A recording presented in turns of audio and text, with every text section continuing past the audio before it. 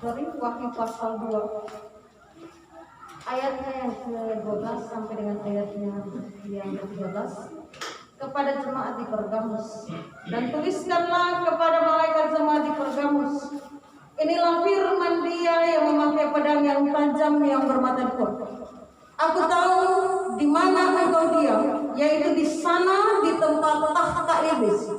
Engkau berpegang kepada namaku dan engkau tidak menyangkal imanmu kepadaku, juga tidak pada Saman Antipas saksiku yang setia kepadaku, yang dibunuh di hadapan kamu di mana iblis diam. Kemudian pembacaan yang kedua, 1 Korintus pasal 3 sesuai dengan tema kita. 1 Korintus pasal 3 ayat 6 yang bunyinya demikian. Aku menanam, Apolos menyiram, tetapi Allah yang memberi pertumbuhan. Demikian firman Tuhan. Sebenarnya kalau kita mau itu kita baca semua bagian perikop yang ada, tapi karena kita harus membatasi diri dalam satu pertemuan, maka sangat tidak mungkin kita bisa membaca semuanya itu lalu kemudian kita itu saja sudah berapa menit ya. Semakin lama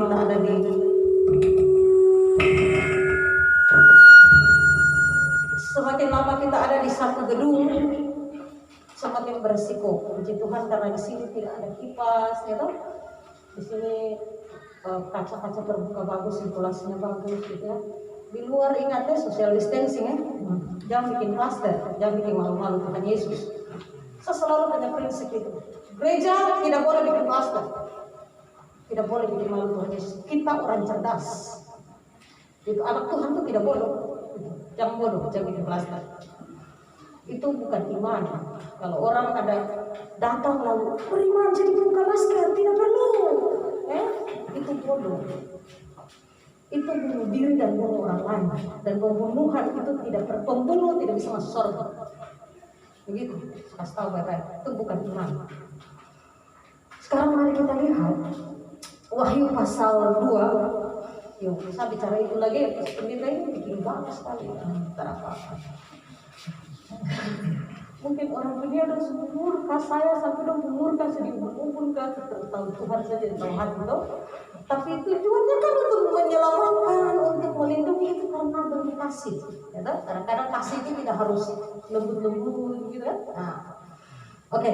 Kita lihat di dalam Wahyu pasal 2 ayatnya yang ke-12 dan sampai dengan 13 di sana Tuhan berkata kepada jemaat di Pergamus. Ini Tuhan yang bicara. Ya, jadi ini adalah penglihatan Yohanes. Yohanes ini bukan Yohanes Pembaptis. Yohanes ini adalah Yohanes Rasul, murid Kristus, di mana pada masa di mana dia menulis ini, dia sementara ada di satu tempat yang bernama Pulau Patmos. Ya saudara, kalau saya lihat di film yang saya nonton, biasanya ada film-film tertentu yang mereka berusaha untuk mendekati konteks asli, atau mereka berusaha untuk mendapatkan realitas sebenarnya dari satu cerita yang ada di dalam bagian firman itu. Sehingga ketika kalau saya lihat kira-kira begitu ya, dan faktanya bahwa memang dia ada di Pulau Patmos, dan pulau itu adalah satu pulau terpencil. Pulau itu adalah pulau di mana para kalau di sini kita bilang penjahat ya, para penjahat masyarakat yang ada di tempat itu, rata-rata orang yang mendiami tempat itu, mereka tergolong orang-orang pemberontak, musuh-musuh negara, dan salah satunya adalah Yohanes Rasul Yesus ini. Berapa kali dia dianiaya, berapa kali dia melawan penguasa di situ, tapi di sini saya melihat lagi tangan Tuhan bekerja sangat luar biasa. Kalau belum waktu mati kita bisa mati, gitu kan? Karena dia satu-satunya murid yang mati di dalam keadaan dianiaya, ya, dia mati, usianya waktu mati ya mati. Nah, kita lihat bahwa pada waktu itu dia mendapatkan penglihatan, dan salah satu penglihatan yang kita baca di bagian ini. Dan tulislah kepada malaikat jemaat Pergamus itu ada malaikat. Tuhan malaikat. Kenapa kita langsung sih? Saya terganggu juga. Kenapa ada malaikat? Maksudnya apa tadi? Dan tulisannya pada malaikat jemaat di Pergamus. Maksudnya malaikat di sini yaitu bukan malaikat yang pakai sayap, lalu tinggal tidak. Malaikat di sini adalah pelayan Tuhan, utusan Tuhan, hamba Tuhan, pesuruh Tuhan. Saya ini adalah malaikat Tuhan. Ibu bendahara ini juga malaikat Tuhan. Pas Semukil di sana juga ada malaikat Tuhan. Pas Sesa ini juga malaikat Tuhan. Pendeta ini juga malaikat Tuhan. Ibu penatua ini juga malaikat Tuhan. Ini ibu juga bendahara juga malaikat Tuhan. Jadi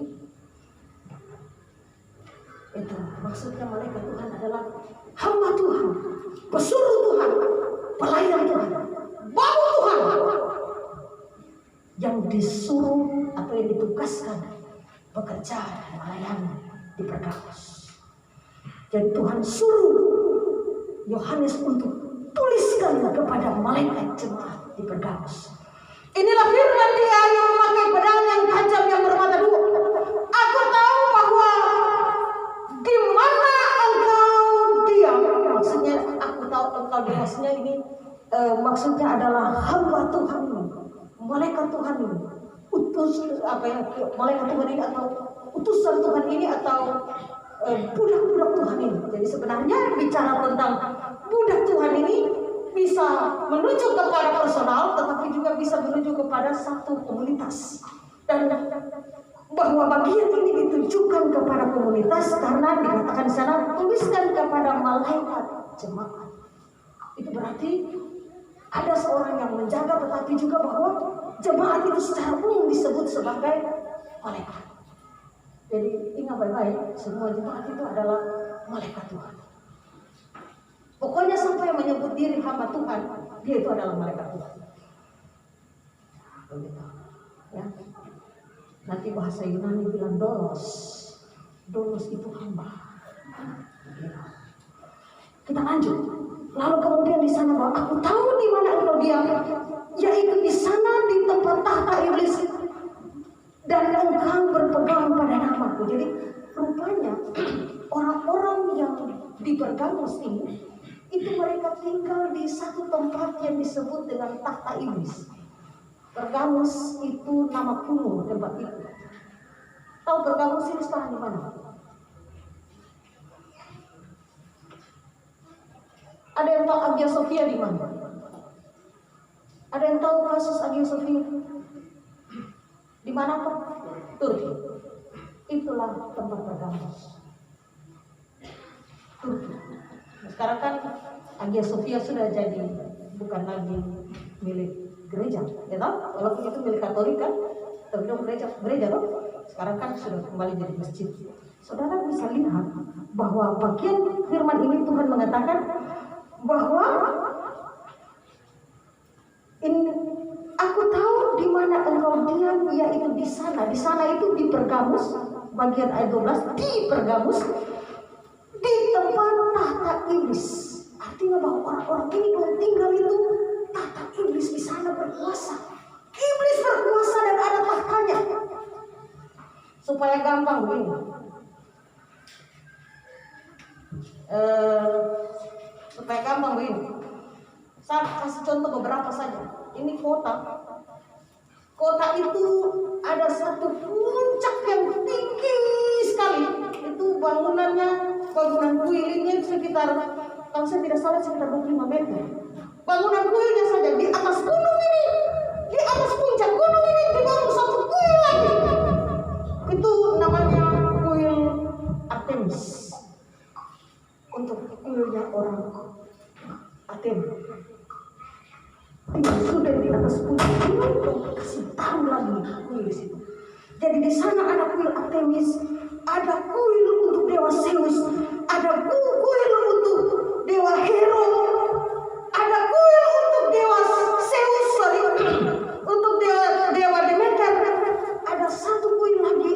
Orang Athena sendiri itu punya satu kuil yang namanya kuil Asclepius.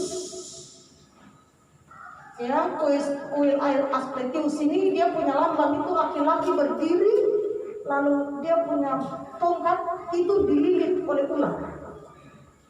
Ini dipercaya sebagai orang-orang di Pergamus itu sebagai dewa kesehatan. Karena itu lambang kesehatan itu ada gelas lalu pakai ular, itu masih dari situ.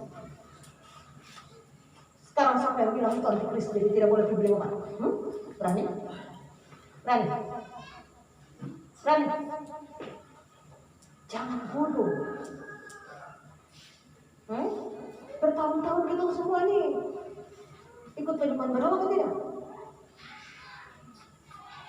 Saya ini kadang-kadang marah sekali. Sedikit lihat orang dengar apa kirim apa, muntah.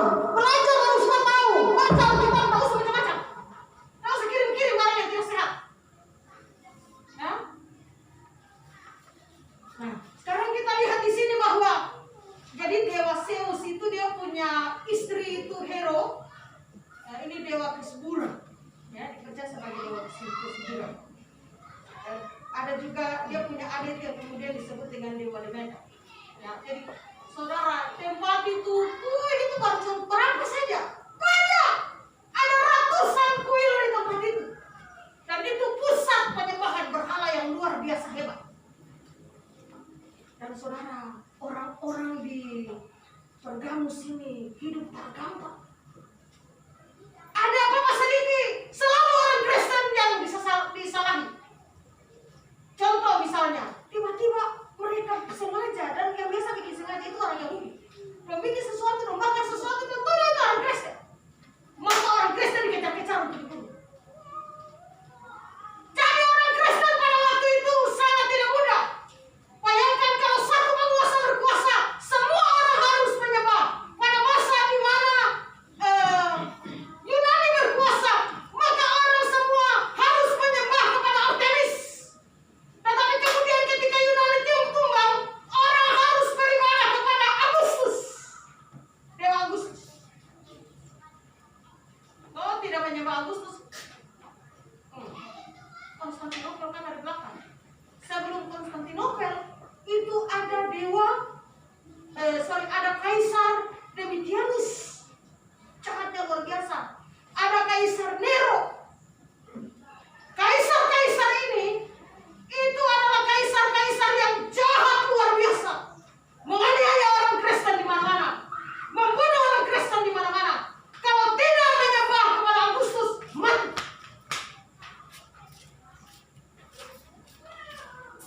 Saudara, karena itulah Tuhan mengatakan di dalam Wahyu pasal 12 ini, Dia mengatakan, aku tahu di mana engkau diam, yaitu di sana, di tempat tahta iblis.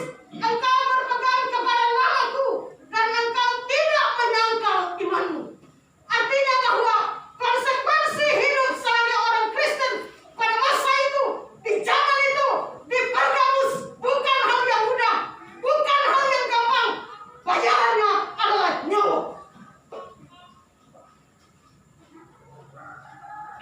Sekalipun bayarannya adalah nyawa, tetapi di sini Tuhan menguji mereka. Dan lebih spesifik, saudara, pujian Tuhan itu diarahkan atau ditujukan kepada satu orang. Coba saudara lihat. Selanjutnya dia bilang, karena kau tidak menyangkal imanmu kepadaku, juga tidak pada zaman Antipas, saksiku yang setia kepadaku. Antipas, saksiku yang setia kepadaku, yang dibunuh di hadapan kamu, di mana iblis dia. Jadi Antipas ini adalah saksi Tuhan, murid Tuhan yang setia. Dia adalah murid langsung dari Rasul Yohanes. Dan sebagai seorang murid langsung, dia begitu kuat sekali, teguh kepada imannya. Singkat cerita, waktu orang Kristen diburu-buru, para rasul ini kan tentu harus juga bersembunyi, ya. Tapi mereka tidak diam, mereka bersembunyi, tapi mereka memberitakan. Jadi istilahnya pekabaran Injil bawah tanah, gitu.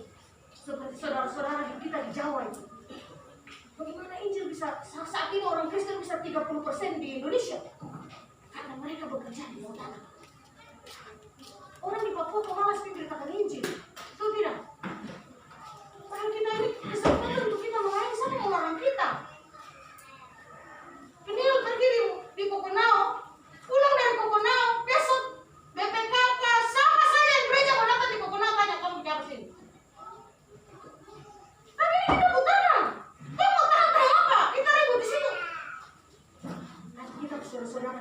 mereka bekerja di bawah tanah. Apa sih? Gitu. Nah, saudara, kita lihat di sini bahwa Antipas ini adalah salah satu pengikut Rasul Yohanes. Waktu itu dia bekerja di bawah tanah dalam pelayanan untuk memberitakan Injil Kristus.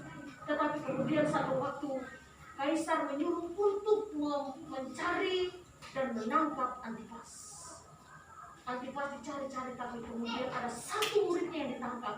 Pada waktu dia ditangkap, lalu kemudian murid itu diinterogasi karena penganiayaan yang hebat. Dia tidak sanggup, maka dia memberitahukan di mana tempat persembunyian Antipas. Kronologisnya panjang, hanya cerita pendek saja. Ya, jadi waktu dia cerita, dia kasih tahu Antipas ada di sini. Maka kemudian kekaisaran menyuruh untuk kamu dekat itu lalu tangkap. Biasalah, sergap kau. Nah, kebetulan mereka datang, lalu mereka masuk sampai di situ dan tangkap Antipas. Lalu sebelum pergi, Antipas minta izin untuk berdoa. Antipas minta izin untuk berdoa. Selesai dia berdoa, dia kasih makan dong semua. Lalu pimpinan yang waktu itu pergi tangkap Antipas, dia perhati dulu. Dalam perjalanan dia pujuk Antipas untuk tinggalkan Tuhan Yesus. Dia pujuk setengah mati, tapi Antipas tidak mau. Antipas tetap setia. Akhirnya pada hari di mana Antipas akan dieksekusi, saudara, biasanya orang Roma kalau eksekusi orang itu di dalam satu kolosum.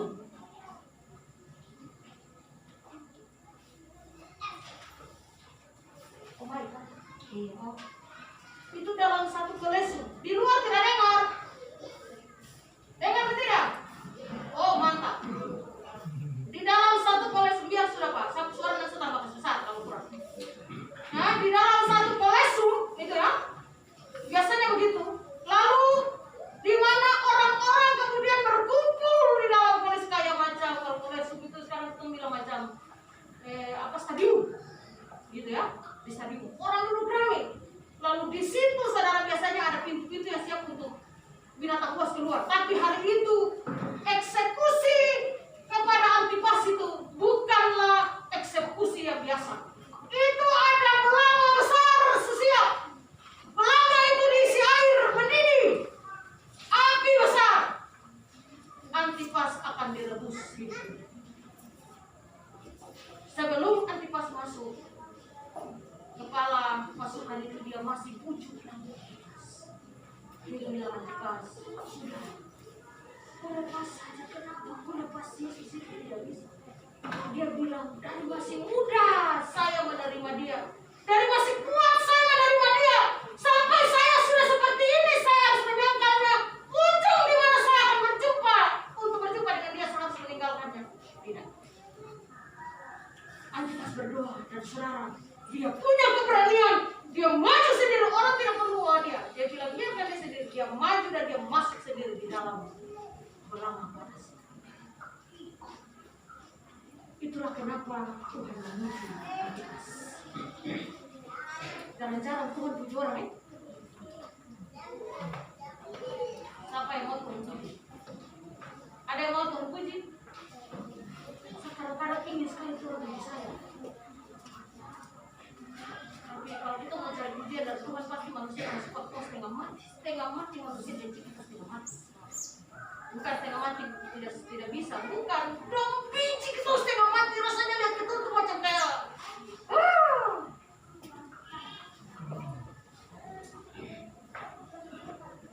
Karena saudara pilih mau terima dari Tuhan kan, terima pujian dari manusia. Ya saudara. Nah sekarang apa hubungannya dengan kita hari ini, saudara? Hubungannya dengan kita hari ini, kita hidup di zaman yang luar biasa hebat, ya. Tanda-tanda zaman yang menunjukkan bahwa kita sudah ada di penghujung akhir zaman atau kita sudah ada pada zaman akhir. Saya ini jujur saja, saya baca-baca Alkitab, saya tinggal masih tunggu beberapa tanda. Dan salah satu tanda itu, saya menunggu siapa yang akan jadi pemimpin tunggal di dunia.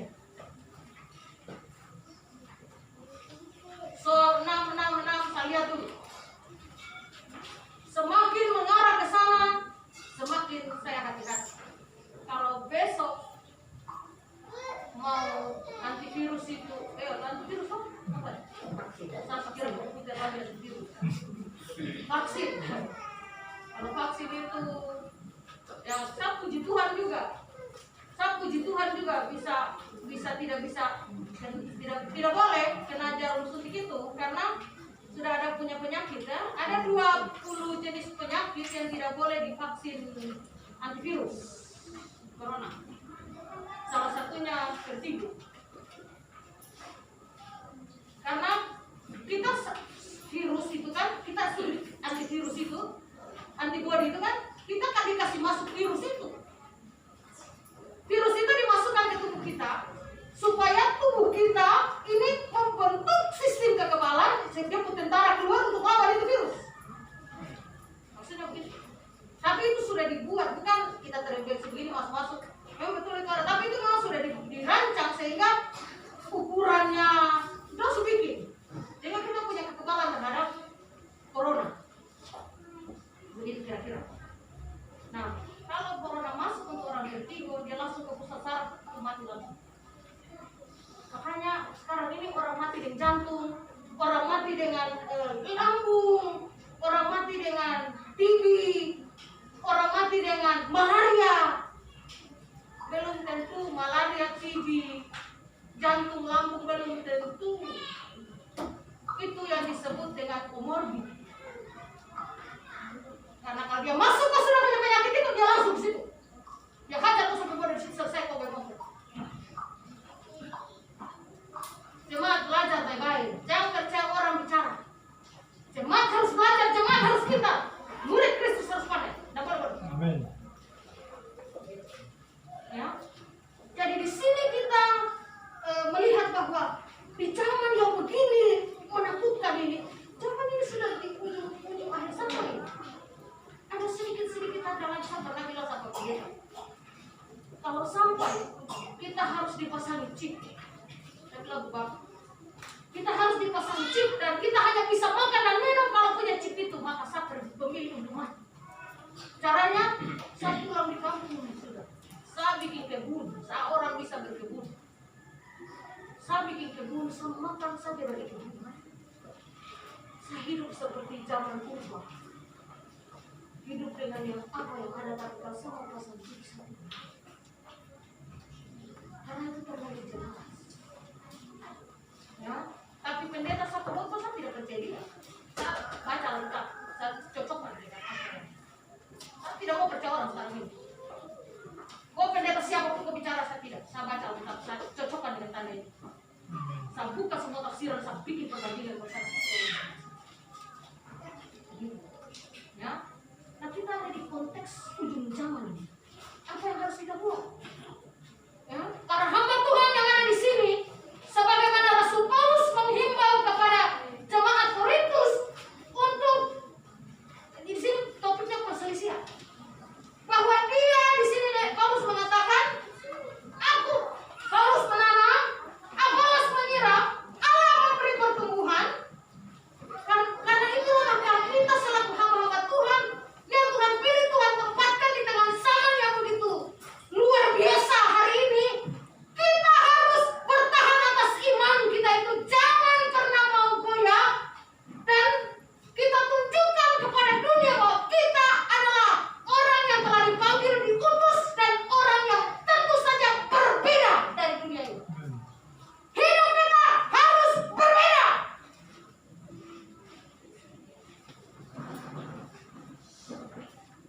Kalau tugas bekerja, kerja yang keras. Ya, Paulus kasih ingat orang-orang Korintus untuk jangan berselisih. Jemaat Moria, kami yang sasu pindah jauh di sana. Saya dengar kamu majelis bakal lain, saya akan cari kamu berapa orang. Saya tidak tahu yang baru-baru. Kami yang baru-baru datang di sini jangan bikin pusing. Tapi untuk orang-orang dulu yang lama, berapa orang hari itu di sini? 10 orang ya? Saya cari kamu. Sampai jangan tok kita sesat. Stop bakal lain. Apa waktunya itu bakal lain? Kalau kita beda-beda, kita bicara yang baik. Jangan tidak waktu tidak senang lalu bikin hasut jemaat sana, hasut jemaat sini. Itu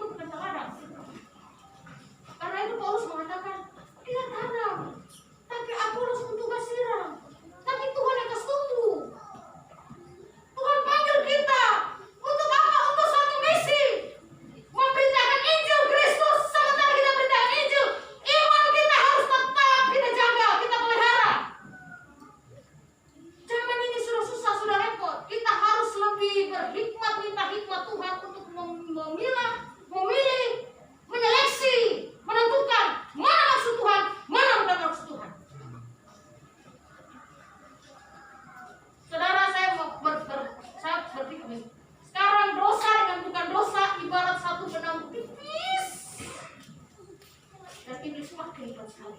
Salah satu tanda akhir zaman itu kan anak tidak lagi menghormati orang tua.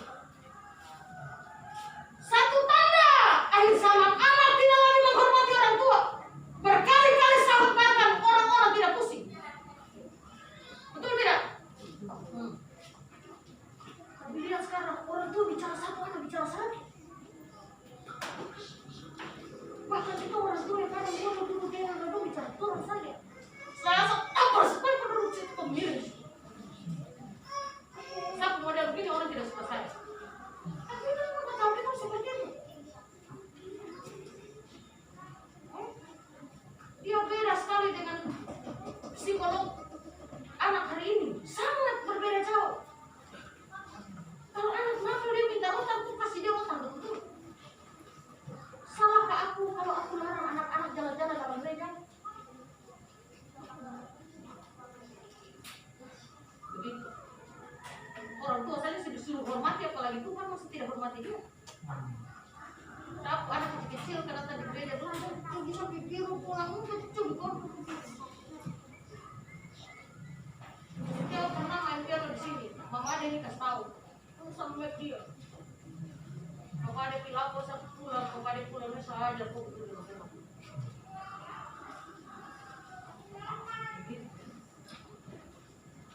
Ini katanya sementara main piano tapi itu main game. Kurang aja kok malu-malu. Kok bikin malu-malu. Jadi saudara di sini kita mendapat pujian dari Tuhan. Maka di hari ulang tahun yang pertama, mari jemaat setia pada iman. Dunia semakin berubah. Belajar terus firman Tuhan, saya kasih ingat lagi, belajar terus firman Tuhan. Lihat tanda-tanda zaman ini. Baca yang rajin, baca yang tekun, mulai belajar lihat. Sebab ketika saudara masuk dalam golongan antikris, saudara tidak akan lagi menjadi batu. Ingat itu baik-baik, saya kasih tahu baik-baik, ini sudah ujung zaman. Jangankan pujian dari Allah, ujung bagian saja saudara. Yang saudara bayangkan. Hari ulang tahun jemaat ini, saya berharap jemaat tetap tumbuh dalam iman yang sungguh, yang tidak gampang terprovokasi, yang tidak gampang dihasut dan kemudian berbalik meninggalkan iman yang sejati, tetapi juga para hamba Tuhan berhenti berselisih. Berhenti berselisih. Semua harus kita buat untuk kepentingan dan kemuliaan. Contoh dulu Maria waktu melepas ini banyak yang tak mau. Semua banyak yang tak mau.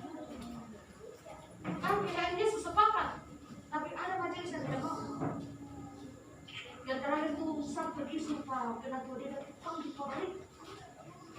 Pabrik itu berdiri di sana. Baca dia. Jadi kamu ingat tidak boleh lupa barin. Jemaat tidak boleh lupa pada tua barin. Jangan saya bicara. Dia berdiri di sidang itu berdiam. Terus saya lihat dia saya. Karena apa? Dialah tameng yang saya bawa. Karena jumlah jemaat ini masih sedikit, belum layak untuk berdiri. Tapi kalau dia tidak pernah berdiri, kapan dia besar? Dia supaya besar. Maka beridu kelihatan antara dia dan tiga beridu bingung, beberapa beridu berdiam. Dia masih bingung dia benar itu. Kita berdoa untuk Tuhan. Kalau Tuhan mau nanti saya masuk di situ. Dia semangat lagi. Kita begitu pokok akhirnya sudah jadi. Selesai pulang. Putuslah dia siap untuk sampai dia mau lepas juga. Tarik ulur panjang sekali. Tapi lepas tak? Selesai lepas. Maria lepas bantuan sama sekali dari beliau sebagai jemaat itu. Sekarang saya tanya. Jemaat Maria ada lapar? Tidak. Jemaat Maria ada susah? Tidak.